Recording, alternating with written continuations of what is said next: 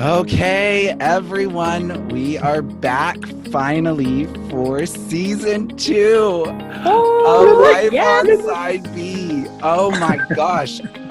We have not been kicked off air. I don't know who would kick us off the air, but off the air so far. So that's amazing. And now, y'all don't have to listen to just me anymore. We have so many other amazing voices to listen to who are here with me. Woo! Okay, so some of you guys who have been following this podcast on social media have probably already learned a little bit about our co-hosts that we have here today. But I want to take the beginning of our first episode of season 2 for you all to meet everyone a little bit more. So first of all, we have Ashley. Say hi. Hello. And we have Mary. Hello. We have Becca. Hey, everybody. We have Grant. Hello. And we have Henry. Hey. Yes. Thank you all for agreeing to this wonderful fiasco of a podcast. So I guess we're going to start. And I would love, we don't have to do it in the order that we did it, that I just introduced you all. There was no purpose to the order I introduced. Okay. Good to know. But I get it. Ashley goes first. No, but Becca has already been on the podcast, but I would still love for her to introduce herself. And Ashley has been on the podcast before too, but we haven't really heard a lot from Ashley. But I would love for each of you guys to introduce yourself, how you identify, and maybe give a fun fact about yourself. So Ashley, why don't you start since I already shared you first? Okay. Well, like you said, my name's Ashley. I'm about to turn 30. Yeah. It's a great decade. It doesn't bother me, honestly. I'm looking forward to it. It's fine. 30? And then, let's see. I want to say, I describe myself probably in various different ways depending on who I'm talking to. I would say either, you want to get technical, let's say I'm bisexual. The word I would probably just be most comfortable and off the hand with would be gay, but same-sex attracted works in the necessary situations. They're all adjectives. It's not that important to me, but the fact that something at the very least is on the table to be able to describe that is important. I'm married to a man. Congrats. Yeah. Yeah, we love that. Let's be clear. Congrats. Everybody Mary's is good for you. I'm still welcome on the podcast. It's fine. No, I'm seriously, tell me when your anniversary is. I'll send you a present. It was December 3rd. Oh my gosh. Happy I missed anniversary. it. Oh, I'm so sorry. Oh my gosh. And then my fun fact, I don't know. I'm a nerd. I don't know. I like Star Trek. Ooh. Do that with what you will. I just got into Star Trek, but that's a whole nother conversation Wow. for a whole nother time. It's a conversation that will be had. It will be had. Thank And you. also the whole thing about 30, just letting you know, 30 is my ideal age. I'm prepared for 30 because I've been telling people, I feel like 30 is the age when people older than you actually take what you have to say seriously. Because Right. you've had the years of they're like, oh, you're not in your 20s. Oh, you've had some experience. Is that And true? then, it's Jesus so true. started his ministry at 30 for Yes. a reason. Yes, Yeah. exactly. And you're still Wow. young enough that 20-year-olds count you as young. Yes. Oh my gosh. You're 30. still cool. Yeah, it's I the turned perfect 30. age. I turned 30 a couple months ago. And also, I've been over my 20s for a decade. But so I turned 30 a couple months ago. And my life exploded. So I don't know about that. It feels like everything that could go wrong just went wrong. But then it realigned. What I will say about 30 is you might not know what you want, but you definitely know what you don't want. It's so much easier to say no to things and people. I think that's a fair assessment. Yeah. What people have also told me is that once you hit 30, you just care a lot less Oh, yes. about everything else. And I hope that's true. Priorities get aligned. Oh, yeah. Okay. Well, let's continue on. Mary, why don't you go ahead? Oh, no, not me. Oh, Hi, my name is Mary. I grew up in Oregon, but I am currently living in the DC area, actually. I'm home for the holidays, though. I am Roman Catholic, cradle Catholic here. I identify as lesbian, and I don't want to say gender queer just yet, only because this has been kind of a recent process for me in like kind of realizing this about myself. To sum it up, I remember crying just heartbrokenly over being told by my uncle, who's also a priest, that girls can't be priests. Again, Catholic Church, girls can't be priests. And so just kind of delving more into that. But I have no real answers on that. So, and let's see, fun fact. As is typical, I love fanfic, and I love just fanfic culture. And so my ridiculous fun fact is that I can recite the entire first paragraph of the infamous My Immortal fanfic. If you do not know what My Immortal fanfic is, it is a treat. It is. How do I even describe My Immortal? Give us a taste. Give us a morsel. Well, I mean, I said that I can recite the first paragraph, so this is what you're getting into. Hi, my name is Ebony Darkness Dementia Ravenway, and I have long ebony black hair. That's how I got my name, with purple streaks and red tips that reaches my mid back, and and blue eyes like limpid tears. And a lot of people tell me I look like Amy Lee, and if you don't know who she is, get the hell out of here. It's. This feels very cringe. but this fanfic just so perfectly encapsulates like every bad trope you have ever heard of. Good. Okay. Is all in this fanfic, and I'm kind of fascinated by it. Like literally on my bucket list is to find out who the author of My Immortal is, because I want to know. Okay. I want to know. There's such a cryptid. Troll 2 of fanfic. It really is. Though. Okay. Good. So yeah, no, I'm deep into fanfic lore and love it. reading it. So yeah, no, that's my very weird fun fact. Yes. That's awesome. And yeah, I know what none of that is, but I feel like so much of our relationship is going to be learning. I mean, I know what the song My Immortal is. The only That's a thing great that's a great song. That's a great song. For real. Okay, but you know what's really a bop though? Ever. What's a bop? Okay, is My Immortal, but with what is Call Me Maybe as the instrumental underneath. That mashup is amazing. I hate that. We need to have that. We need to have that play out at the end of the podcast. Wow. I will do my best. Okay. It's great, you guys. It's great. Anyways, so that's me. Oh wow. Okay. Love it. Carrying on, Becca. Lead us off. I think we just went from like the youngest all the way to the oldest. Because I can lovingly hand the 30s over to Ashley because I am leaving them on Saturday. Ooh. I know. You're a Christmas baby? Yes, my parents brought me home from the Good Catholic Hospital in a nun-made stocking and put me under the tree because I was a kid. Oh my gosh. It's like a Victorian novel. I know. I'm not that old. No, I know. Close. Wow, It's Grant. really like a I didn't Victorian mean novel. that. Right. Yeah. So, yes, I can tell you from a full decade's experience, your 30s can be amazing, especially if your 20s were a hot mess. You really do Oh gosh, yes. kind of come into your own at 30. And it is a beautiful, beautiful thing. So, yeah, hang in there. Your 30s are great. What was that, Ashley? I said that's kind of what the past year has felt like. Like that's where I'm headed, and just to like this. Yes. Yeah. Slightly more settled place. Yes, things start kind of falling into place. It's nice. That's what I'm hoping for. That is my like dream. Okay. Great. So yeah, I'm Becca, and I'll be 40 at the end of the week. And I live in Tennessee, which is great. It's a good place to be. Mm-hmm. I have 2 kids who are currently sleeping at the moment. They are precious and wild and amazing. They are 5 and 6. and I teach high school here, which is also a blast. They help keep me young.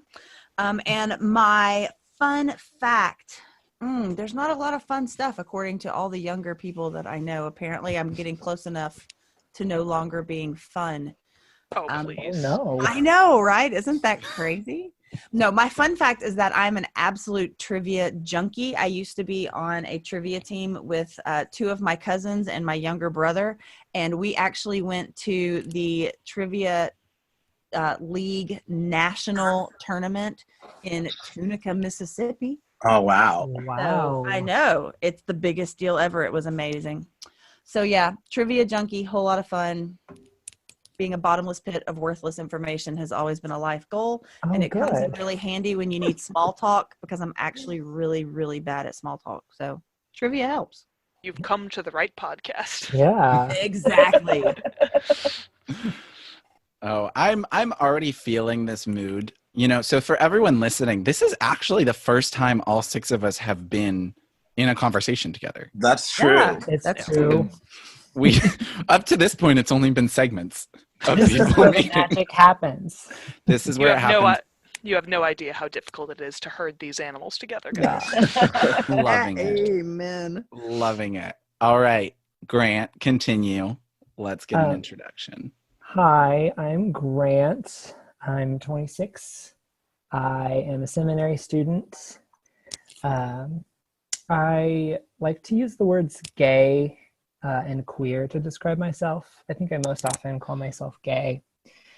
I used to work for a campus ministry, and now I work at a restaurant, which is a big shift, but I like it. I'm a people person, and I'm really interested in queer culture and history. That's my favorite thing, besides the Lord. Fun fact about myself. Oh gosh. My favorite stress a long time ago. Sorry, I'm changing tact.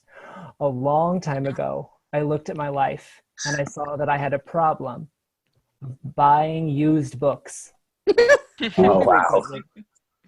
And I told myself, Grant, you don't have to change that.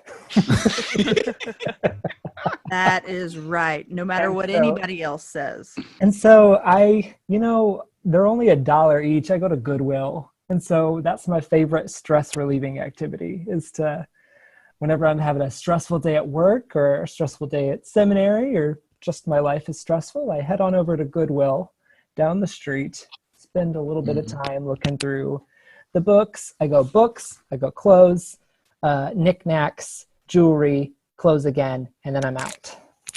So You know, Like, do you buy any of these things, or are you just window shopping? I window shop a lot, but I have Fair. run into some gold lately. I got this like puffy jacket. It was Ooh. basically new. I was thinking to myself, Grant, what you really want is one of those puffy jackets that all those cute boys wear.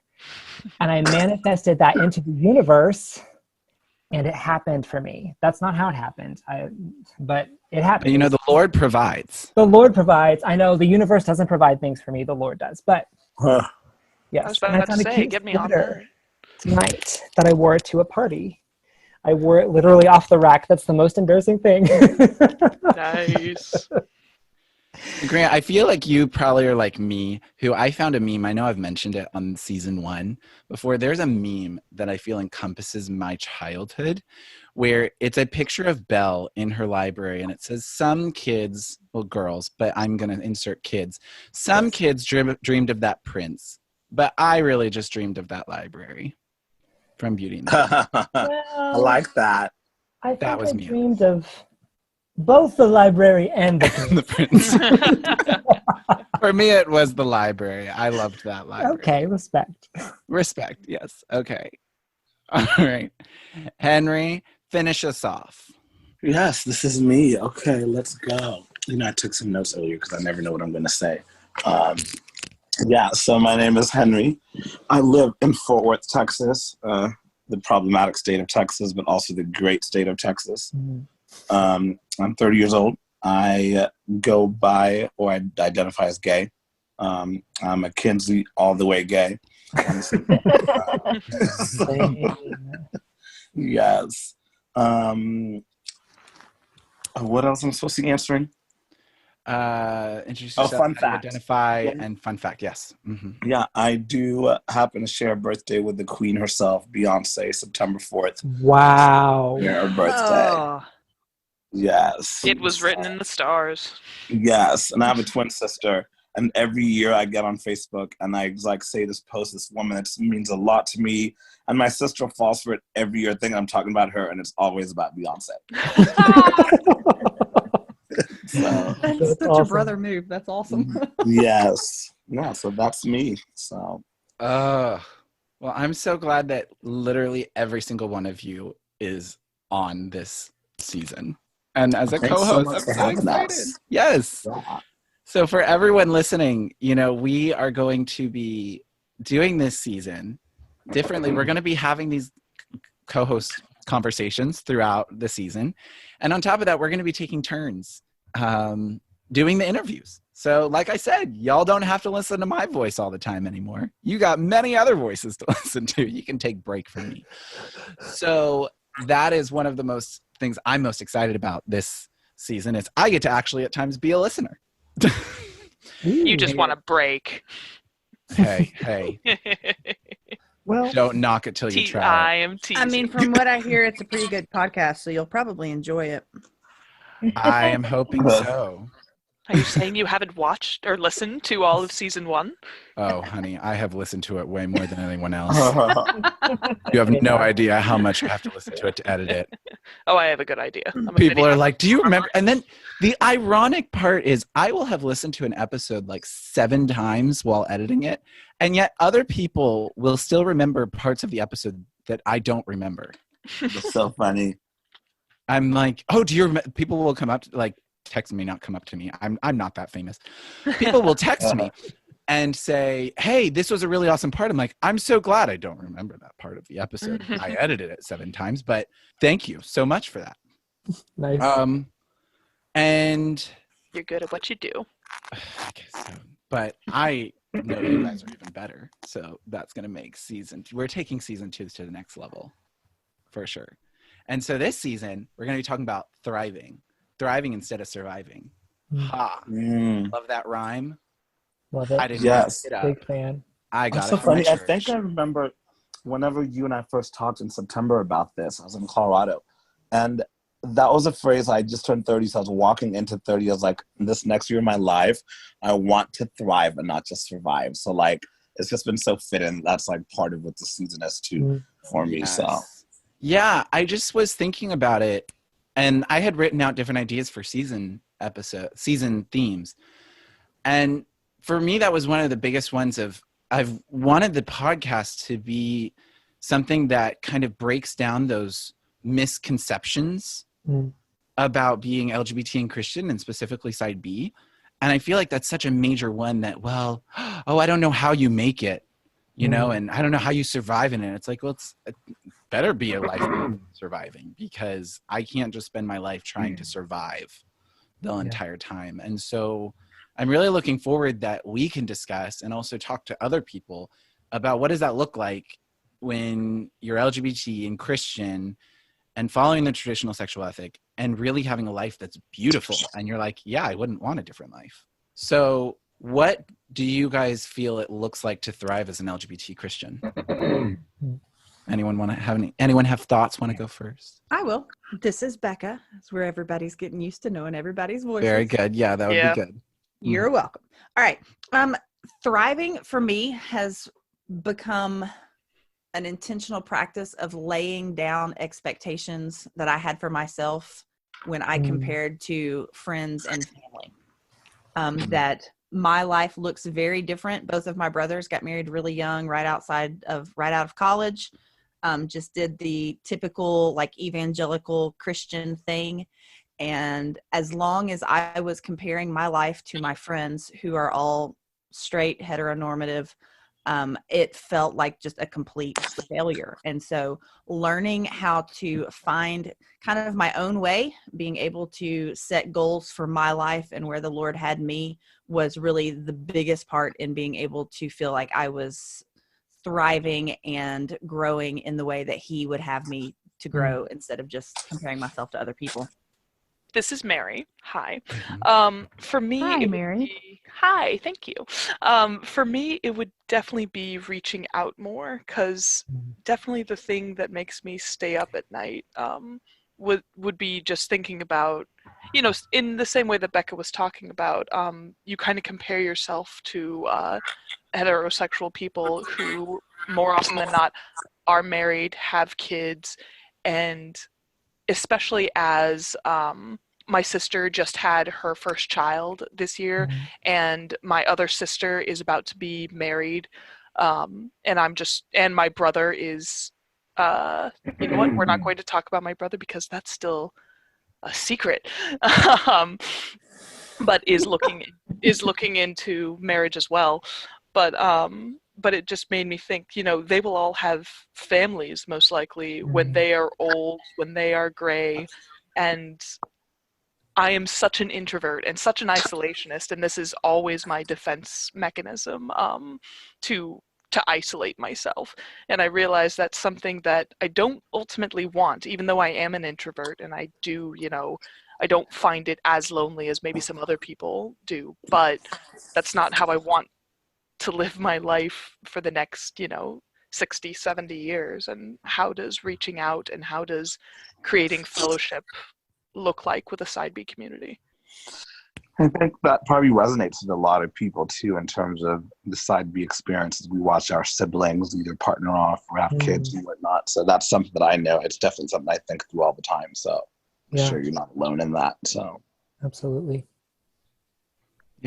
Yeah, I think like for me, just a huge part that I found, and that's why I'm really glad in this season we're going to actually have 2 episodes on the topic, which is like dealing with shame and self-esteem, because I think that there's so much of being LGBT, and especially being in a growing up in a conservative Christian atmosphere, which I'm not. I grew up in a Christian, conservative Christian atmosphere, and I'm glad I did. But so many times there's ways that you almost feel like you are put below heterosexual and cisgender individuals, like that you are less than because of your sexuality or your gender or whatever the issue might be, that you feel like you have to be thankful to them for even being around you, or at least that's what I dealt with. And kind of getting to that place of confidence of being like, yeah, this is my life, and I am equal. We are equals. Like I am equal with my siblings. I am equal with my friends. And God has the same opportunities of joy and happiness for my life as he does for theirs.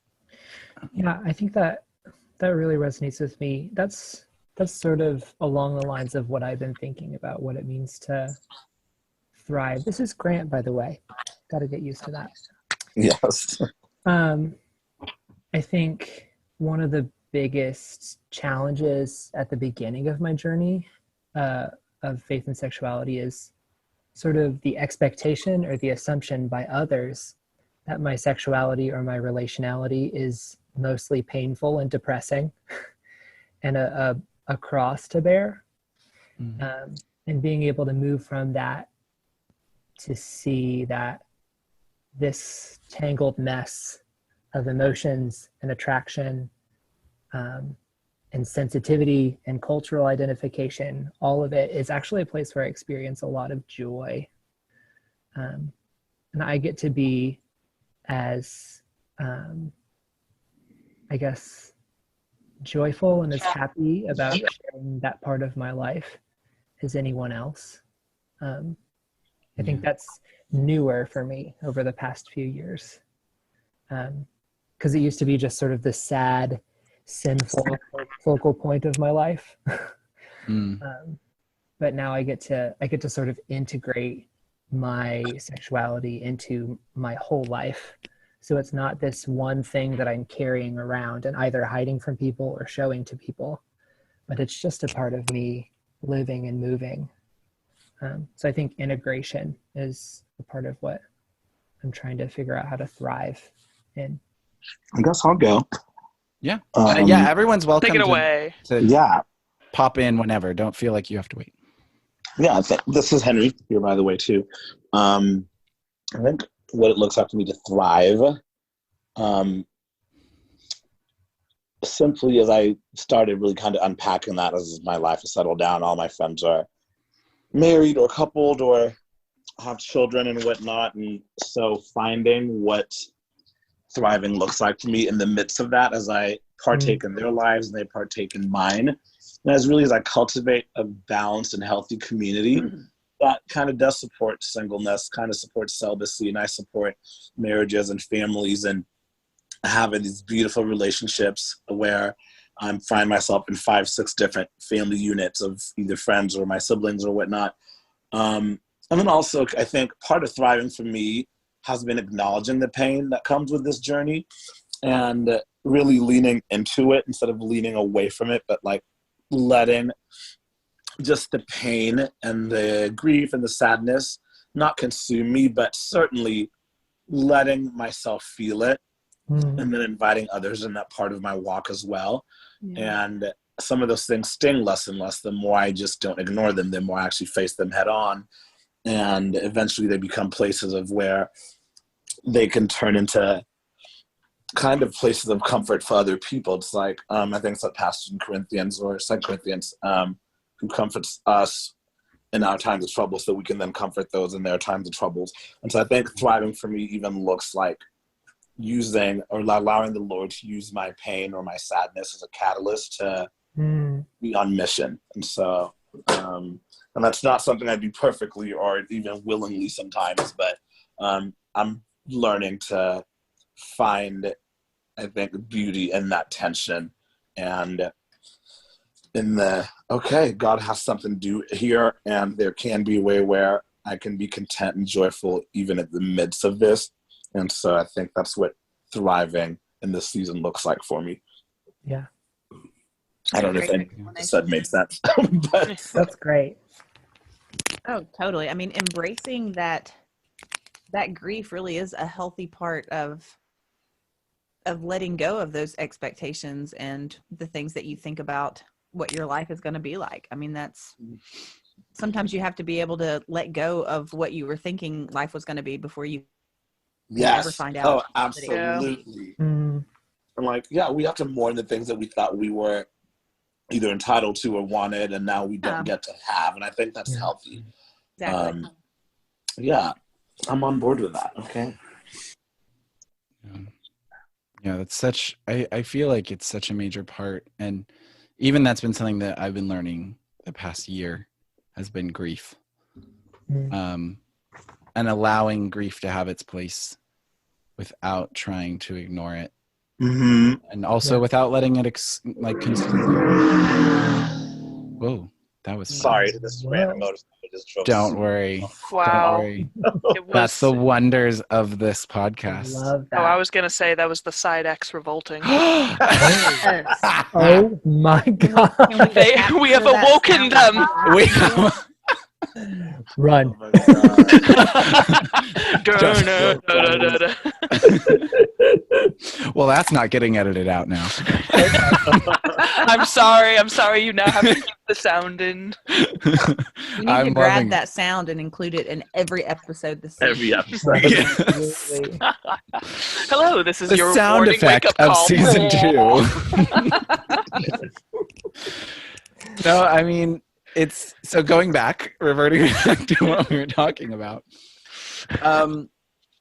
I think that there can be this joy when you realize the reality of great grief and pain, because you don't. It's kind of also related to the fact of that for me, I've also been learning the reality that I don't have to be perfect. I need to. So from my time in the XK world, I feel like in the XK world there was always, and I'm not saying that this is everyone else's like perspective, and I'm not, so I'm just sharing my experience when I was in conversion therapy and stuff. But there was this pursuit that I needed to find the way to be perfect. That I needed to find the way to be perfect in order for God to love me in that way. And that was the message that I received internally. And so I think that there's been just this thriving in the midst of accepting imperfection because Jesus is the one who's perfect. That knowing that Jesus is the one who's perfect, and therefore it's because he's perfect and the grace that he gives me that covers my imperfections rather than me feeling like I have to become perfect. Mm. And in that is that accepting of the grief of that my life may not end up being as I had always dreamed it might be in different ways, and letting go of those dreams or just different circumstances that happen, and being able to allow that grief to be present and those sorrows to be present in order to therefore have the joy that comes from that. Yeah. I just realized I was nodding, but you can't see me nodding. Yes, that's the weird thing about things like this. The Yeah. weird thing about these things, we can't see you. I guess with that, then, I would love to also ask you guys, we're going to be covering some pretty big topics this season. It's actually so hard because there's so many amazing topics in this idea of thriving. Really, we could cover so many more, and I'm sure we'll cover more topics related to thriving in coming seasons. But we're going to be talking about coming out. We're going to be talking about mental health, victimization, forgiveness, shame and self-esteem, as I said, dealing with loneliness, discipleship, mentorship, what to do about sex. Always a fun question. Navigating theology, dealing with doubt, prayer, building health community, healthy boundaries. These are all different topics we're going to be talking about. Which ones, I would love to hear from you guys, which ones are you excited to either be a part of or learn about, and like why? Oh man, we just have to choose one? Well, or multiple. It doesn't have to be one. So many. So many. I think this is Grant. I'm really excited about dealing with doubt. I think dealing with doubt and dealing with loneliness and boundaries. Like, your girl needs some tips. I need some advice for that in my life. So I'd love to hear other people's thoughts on that and maybe take some advice home. Yeah. No, go on. Sorry, no, go ahead. This is Mary. If I had to narrow it down, two topics. I'm going to give myself two. One, building healthy community, because as I said, it certainly seems to me it would tie in perfectly as to how to thrive as a LGBT Christian, and also navigating theology, mostly because I'm not going to give away names yet because I don't know what is cemented and what is not, and plans can change. But if we get the person I am hoping we get, I really would be excited to listen to them in navigating theology. Yes, I agree with that statement. And we'll just have to wait till we have confirmation. So much mystery, exactly. Listeners. I know. And unfortunately, it's at the back end, so you'll have to stay tuned. Stay tuned. I'm really excited about, which sounds weird to be excited about loneliness, but the loneliness episode, just because I'm in a season where my roommate moved out not too long ago, so I'm living alone again. And over the past 4 years, I've probably lived alone, 2 of them, and so it's not like an uncommon thing. But definitely, I'm feeling the sting of that more, and just in fact that just because I am alone more often now that I'm the only person in this house, and also just even though how like maybe dispelling the myth of what loneliness looks like, because I know tons of married people who are lonely, so does like being in a couple or a marriage does not necessarily mean that you won't struggle with loneliness. So I think maybe helping myself and other people understand or have a more robust view of loneliness, what it looks like, what it doesn't look like, and then just it's been helpful for me like learning triggers that, okay, that's going to trigger this, or if I have this experience. Like, for instance, right now I had a great weekend with a friend of mine, and then so he left yesterday or Sunday. And so like that really played into my Monday and Tuesday feeling super lonely. But I'm just like, all right, if I already knew that was going to happen, then what are some things I can have in place? Like, do I maybe have set aside time where I journal about that? Or do I plan on like grabbing lunch with a friend or phone calling with a friend, and just like ways to better manage and take care of myself in seasons of loneliness. Mm-hmm. And so I'm really looking forward to that. And then I think the community one, just because I find friendships fascinating. So, Oh yeah. It's interesting because I was thinking when we put in building healthy community, and I was almost wondering, like, is that too much like the one from last season? Because last season was always about community and belonging. But I think that there's something especially key about building healthy local community that just it's a continual issue that we need to talk about because it's so much a part of our life and thriving that we are made for community. But I know for me, two of the ones, following Mary, I'll pick two. I'm actually really excited to talk about the sex question because it's actually been one of the biggest things throughout season 1 when people would write in and say, hey, I love the podcast. And I would be like, hey, what topics do you wish we would talk about? And that was probably the most asked for topic was I don't know what to do either about pornography or what do I do when I screw up or I remember I went to a conference and someone came up to me and asked me like, I heard that I can't be side B because I'm not a virgin. And I was like, oh, honey. Honey. Okay, none of us. And I was like, that's the lie from the pits of hell. Like, that's not true. And so I would even just like to learn more for my own life because I think that's something that in sex, it's something that everyone deals with in some ways, if we don't want to say it or not. And then healthy boundaries as well is another one that I've heard a lot of people asking for. And also for my own life has just been like how to really have friendships that are healthy and are deep and intimate, but healthy. Biblical. I could write a whole book about that. I actually did. Oh yeah. Please do, and then I'll buy it. I do. I'll send it to you. Please. You got a PDF. I really do have a PDF, so I might just email this to you. Okay, perfect. Thank you. I need more beta readers anyway. So awesome. Well, continuing, Ashley, would you like to tell us what episodes you are most looking forward to? Okay.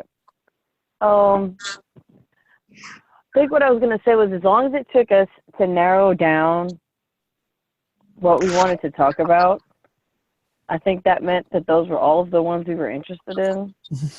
Yeah. But I think the ones that are going to prove to be pretty interesting, I mean, obviously the shame one's going to be good. I think kind of everybody's interested in that one, but I'm looking forward to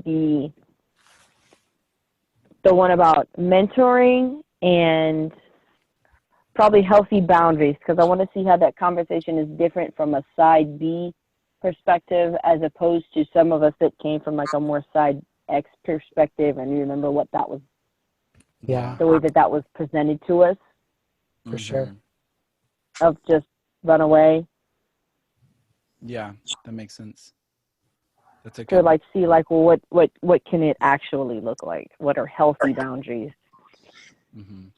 Look, and I think that's so true because I feel like for so long I was always told the moment that there was any issue just to leave, just go. And then I remember the first time where I had a friendship like that was probably unhealthy and just kind of going and being honest. We both got honest to the people around us and being like, no, we're going to work through this. Yeah. A healthy friendship. I love that. Being surrounded by people in our lives. And so I think that's a really good point to see what like from a side B perspective. So I think that's really good. Yeah, and I think because there's something about the side B experience that can maybe lend itself to either more patterns of unhealth in certain friendships or dynamics or boundaries or codependency or whatever terms we want to use here.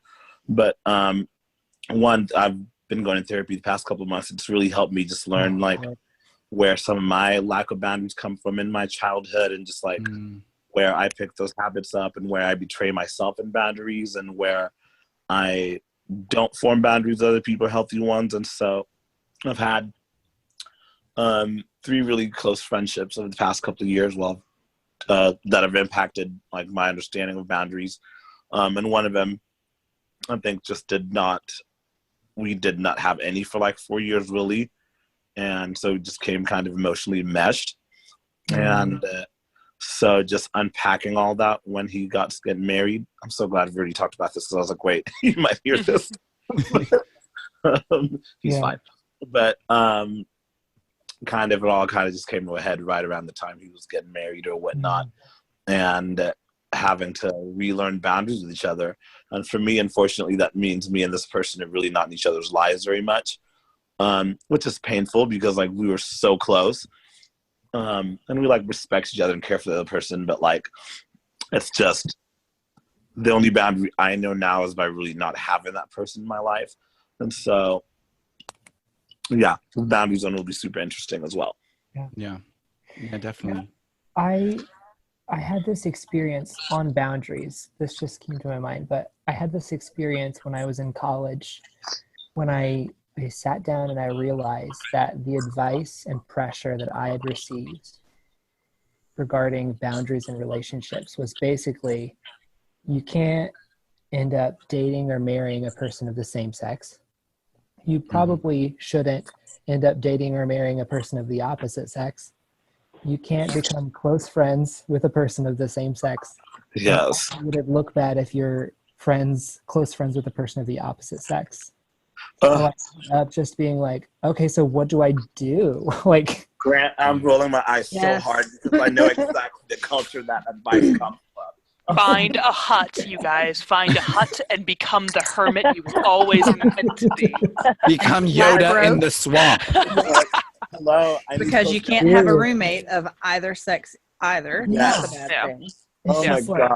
What do you Grant, I want could me not to roll do? my eyes hard enough because I literally have probably got the same feedback verbatim almost. Different seasons. Gosh. Well, yeah. Ugh, Lord. now I'm like, all the close friends, I have them all. Yeah. And I think it was a real game changer when I realized that like strong feelings for someone might actually indicate that I should have some kind of close relationship with them. Not that I shouldn't. Yes. Oh, I'll never forget when I had a counselor tell me, well, of course you're attracted to your friends. Do you want to hang out with people that you don't like? And I thought, Yes. that's genius. Genius. Revolutionary. I think I remember you posting that in the summertime. It's like, yeah, we're all drawn to people for different reasons, even in our friendships. I'm just like, Exactly. Because as my friend, okay, I'm glad I didn't say that. So never mind. I'm so glad I didn't say that. But okay, so. Well, yeah, this is all I can say is this is going to be a fun and interesting season. I'm excited. To say the Yeah, least. I'm so And excited. I'm so glad each of you all is part of this. For everyone listening, first of all, I want to encourage you guys. We now have a website. Y'all, we actually kind of are website official. It's fun. If you go to lifeonsideb.com, you can learn a little bit more. You can actually listen to episodes there. And fun note, you can find our Patreon page. I always get really weird because the site is called Patreon, but then they're called patrons. It's very odd. So we have a Patreon page where you can become a patron. And if you pay $5 or more a month, then you will get access to extra content, some of our regular crazy ramblings, extra ramblings that we're going to record, the 6 of us. Yes. If you enjoy what you hear here, you probably will enjoy what you hear there. You will also get some of the episodes a little bit early, and we will also at times be actually asking for the patrons' input on upcoming topics and those kind of things. So go over there, become a patron, support what we're doing here, because we can't do it without you guys. We are really, really thankful for that. The other thing I want to put out there is while I am going to be all over this season, for the first half, you're probably not going to be hearing from me as much. I'm going to let my co-host take over the majority. You might hear me for one episode or two, mostly because as I have said multiple times on this podcast, I try to be honest, and the last year has been hell for me, and I need to get my emotional health back in order. So I'm really excited that over this next 6 months, you're going to really get to hear from the co-hosts, and you'll still hear from me a little bit, and I'll be working in the background, listening to those episodes 7 times every time, editing. I'll be there. It'll be very soothing. Our voices are so soothing and gentle and calm. Oh, they Speak for are. yourself. I could listen to... Well, if nothing else, it'll give him a reprieve from whatever seriousness he's going through. Let's not like. Yeah. Yes. If So- you had Dante's Inferno last year, may this be Dante's Paradiso. Ooh, or at least Purgatorio. Oh yeah, no, that's a good point. Yes.